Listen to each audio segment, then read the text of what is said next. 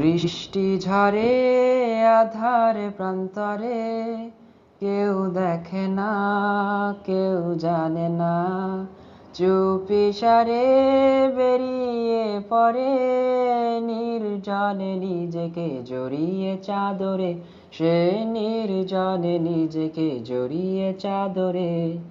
বৃষ্টি ঝরে আধার প্রান্তরে, কেউ দেখে না, জানে না, সে চুপিসারে বেরিয়ে পড়ে অজানার মোড়ে, নির্জনে নিজেকে জড়িয়ে চাদরে।